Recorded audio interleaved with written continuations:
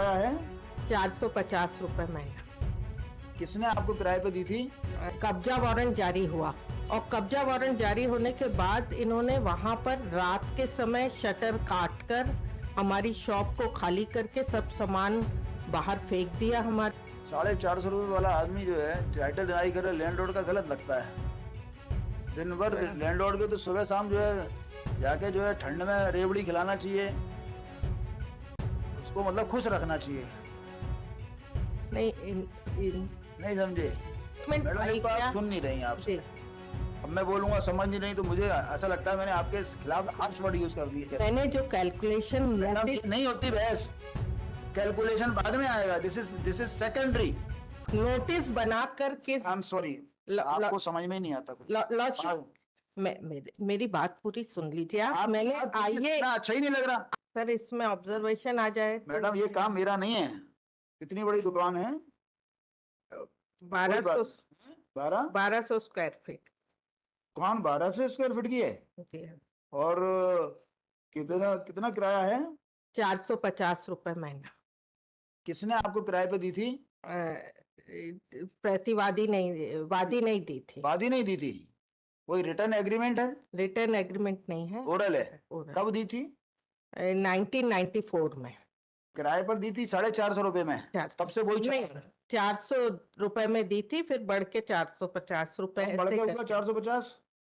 ये हुआ है 1994 में दिया था और फिर उसके बाद 2 बार बढ़ा है, 2-3 बार। 25 रुपए बढ़ा था क्या? हाँ, 5% कुछ था। चलो कोई 450 कब से है? 450 2003 से। ठीक है। अच्छा तो दोनों अदालत ने डिग्री कौन से दोनों में कॉन्करेंट फाइंडिंग है। कौन से ग्राउंड पे दी थी? तीनों ग्राउंड। तीनों पे दी है? तीनों पे दी। क्या बचाव है आपका बताइए? आपके सी माने सी में denial of title, change of user क्या है? सी में हमने इनके फर्म था तो हमने डिनाई किया था इनकी ओनरशिप को। अच्छा, उसके लिए तो आपको खाली करने को समय तो नहीं चाहिए? समय नहीं सर, एग्जीक्यूशन केस यहाँ पर अपील फाइल किया, वहां एग्जीक्यूशन केस में कब्जा वारंट जारी हुआ और कब्जा वारंट जारी होने के बाद इन्होंने वहां पर रात के समय शटर काट कर हमारी शॉप को खाली करके सब सामान बाहर फेंक दिया। हमारा दुकान का क्या काम करते थे आप? इसकी दुकान थी गारमेंट्स के।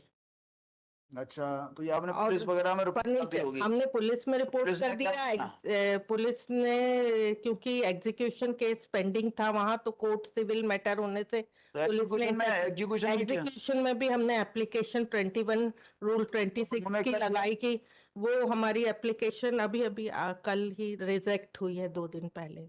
21-26 में हाँ, उन्होंने कहा कि जो पेन ड्राइव में हमने पूरा वीडियो रिकॉर्डिंग किया था और जो फोटोग्राफ्स पेश की थी दुकान खाली कर रहे हैं ये रात के समय, और मजकूरी ने रिपोर्ट दिया कि हमने कब्जा दिला दिया, लेकिन कहीं भी कब्जा देने वाले के हस्ताक्षर नहीं है। नहीं मतलब ये जो कोर्ट के अंदर ये बात है कि जो है कोर्ट के थ्रू कब्जा दिलाया है? जी, कोर्ट एग्जीक्यूशन में ये आया। मुश्किल है थोड़ा सा, अब क्या है कि मुश्किल जाएगा। और इन्होंने 13(1)(6) के बी के कंप्लायंस भी नहीं किया। 2 साल का किराया भी, 10 साल से ज्यादा पीरियड से हम किराएदार थे, तो इन्होंने वो रेंट भी डिपॉजिट नहीं हुआ। उसके भी एग्जीक्यूटिव कोर्ट में बोलिएगा, वो एग्जीक्यूटिव कोर्ट में बोलोगे 12(6) दिखाओ, उसमें लिखा हुआ है, वो कर देगा एग्जीक्यूटिव कोर्ट, वो तो इनकी ये जवाबदारी है। लेकिन इसमें क्या बचेगा? 12(1)(f) में किसकी आवश्यकता चाहते थे ये खुद के लिए, अपने बिजनेस जो वो बिल्डरशिप का करते थे उसके ऑफिस के लिए वो जरूरत बताया। कुछ है नहीं जिसमें कुछ क्या मिलेगा? आपने टाइटल ही डिनाई कर दिया। 450 रुपये वाला आदमी जो है टाइटल डिनाई करे लैंडलॉर्ड का गलत लगता है। दिन भर लैंडलॉर्ड के तो सुबह शाम जो है जाके जो है ठंड में रेवड़ी खिलाना चाहिए, उसको मतलब खुश रखना चाहिए। नहीं समझे आप? उसको टाइटल ही डिनाई। हमारा डिफेंस ये था कि इन्होंने इस शॉप को बेचने का एग्रीमेंट कर लिया है। आपसे नहीं, किसी और से। उससे क्या मतलब आप? और ये बोनाफाइड नीड के बेसिस पर यहाँ पर सूट फाइल किया है, और जबकि एग्रीमेंट 12A का क्या हिसाब है? 12A का हमने पूरा रेंट एरिया जमा हुआ था। एक मिनट मैडम, आराम से चला करो जरा। जी। नोटिस कब दिया वो पता नहीं होगा आपको? नहीं, 12A का नोटिस 12A का नोटिस दिया होगा ना उन्होंने, कब दिया उसकी डेट बताइए, कितना रुपए किराया मांगा? 12A की बहस ऐसे नहीं होती मैडम, आप लोग ऐसे कहते हैं, सब दे दिया सब दे दिया सब दे दिया। हो गई। हमने पूरा अरे आप बैंक देखिए, स्टेटमेंट मैडम फाइल एक तो आप किया। सुन नहीं रही हैं आपसे। जी।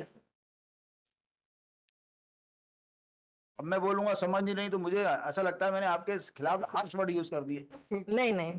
तो आप मुझे बोले। बताइए, यदि आप 12A की बहस करना चाहते हैं तो सबसे पहले शुरू होती है व्हेन ही इश्यूड नोटिस, और उसमें कितने रुपए किराया मांगा, whether there was any demand or not. फिर ये आता है कि आपने जवाब दिया और जवाब नहीं दिया, और जवाब दिया तो उसके बाद क्या किया, किराया भेजा या नहीं भेजा, फिर दावा कब किया, फिर दावे का नोटिस कब गया, फिर दावे के नोटिस के बाद आपने 13(1) में जमा, ये 4-6 लाइनें आपको बोलना पड़ती हैं। उसके बाद बहस होती है सब दे दिया नहीं दे दिया, ये सब में ब्लैंक रहता है, कोई भी नहीं बोलता। 12A में जो बेसिक बातें हैं वो तो बोलो, और आप लोग नहीं बोलते तो ये बगल वाला भी नहीं सीख पाता जो जूनियर होता है। अभी इनसे पूछेंगे, अब इनसे क्या उम्मीद करेंगे, इन्होंने सुना ही नहीं वो कभी कोई कानूनी बात। सर मैं बता दूं अगर फैक्ट्स बताना तो? अरे आपसे पूछ ही नहीं रहे, आप घर बैठे हो अभी तो। नहीं आप आनंद में रहो, घर पे चाय वाय पियो। नहीं सर, घर पे नहीं बैठ, ऑफिशियली अभी आपकी जरूरत भी नहीं है। सर। खत्म कर रहे हैं मैडम है। हाँ। देखो दिस सेकंड तो इसमें मैडम आप 12A की बहस ही नहीं कर रही हैं, आप मैं क्या करूँ? नहीं, वो 22/3/14 का नोटिस है इनका।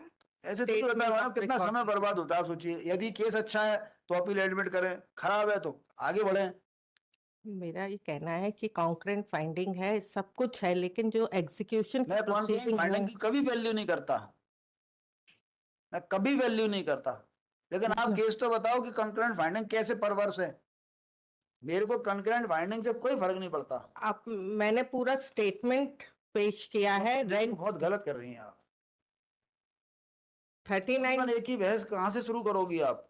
13(1) के जो कंप्लाइंस मैडम आप, मैं फिर मेरे को ऑर्डर लिखा लेने दीजिए हैं। नहीं, आप केस में सिर्फ, madam you are not in position, आप फिर भी मेरा टाइम इतना ले रही हैं तो और क्या। मैंने जो कैलकुलेशन मैडम ये नहीं होती बहस, कैलकुलेशन बाद में आएगा, this is secondary. Primary is की when notice was issued, what happened there after, what was the amount they claimed, what was the amount you tendered, ऐसे बताइए ना, बताना है तो। 2 करोड़ों की फाइंडिंग है फिर भी आप। सर D1 में मैंने पूरा 4 नोटिस बना करके। आई एम सॉरी, आपको समझ में नहीं आता कुछ। मेरी बात पूरी सुन लीजिए आप। मैंने अच्छा ही नहीं लग रहा। आइए नंबर 2677 में नोटिस किस डेट को आया, हमने किस तरह इनको रेंट डिपॉजिट किया, बताओ ना, पूछ तो पूछ। वही तो मैं बता रही हूँ। आप भूल ही नहीं बताना तो। 8/4/15 से जो है पूरा नोटिस में हमारे को डिफॉल्ट बताया फिर था। गलत कर दिया आपने। आप किराया जमा करने पे बात कर रही, मैं बात कर रहा हूँ कि नोटिस कब दिया उसने।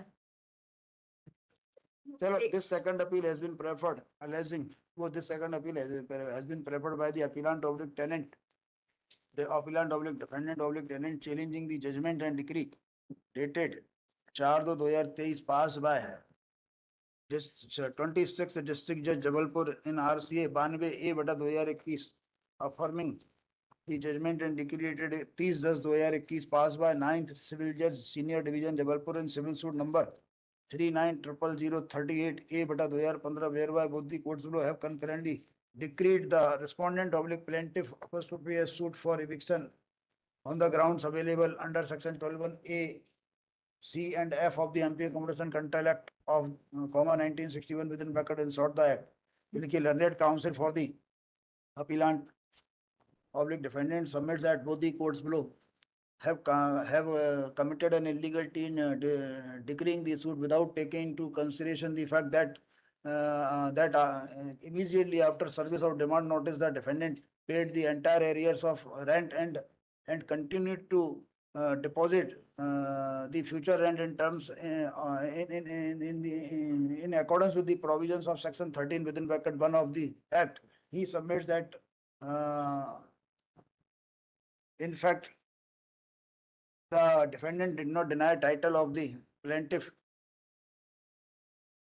and just ask the plaintiff to prove the title which is necessary for seeking the decree of eviction on the ground under section 12(1)(f) of the act. Full stop. C, he की जगह C कर देना. C also submits that C also submits that the plaintiff does not require the rented premises for starting the काय का business करने के लिए इन्होंने कहा था जो बिल्डरशिप का और काम करते हैं business of उसमें building उसका ऑफिस एक्सटेंड करने के building लिए office वो for starting business of office for the building construction, and he is having sufficient alternative accommodation in the township of Jabalpur, and in fact the plaintiff wanted to sell the rented premises and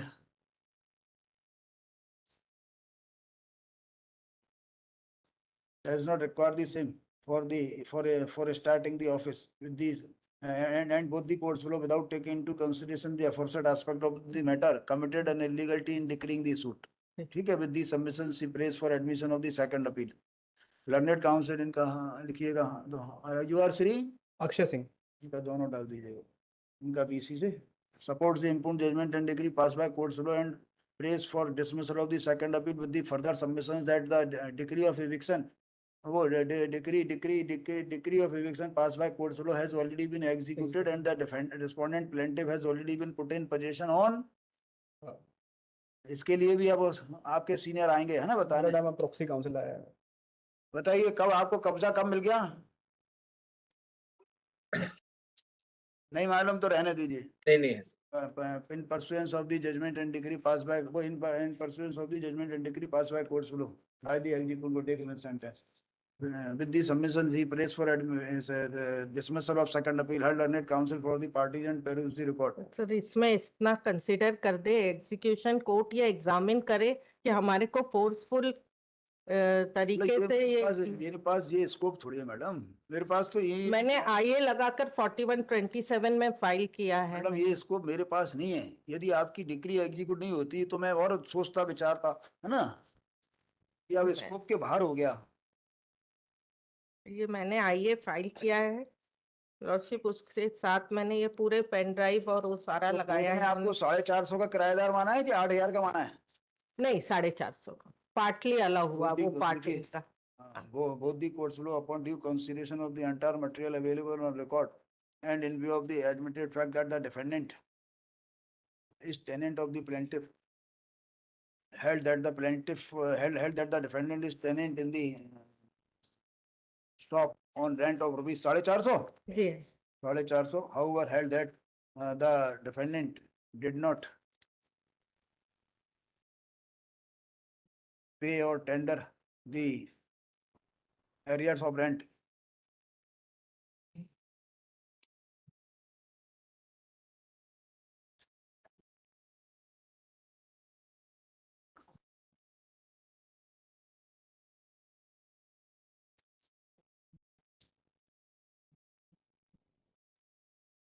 After service of notice and thereafter, in view of the provisions of section 13(1) of the act, full stop. Both the courts below, next में करना, both the courts below have also held that in view of the in view of the fact that the defendant was inducted as tenant by the plaintiff himself, therefore in the light of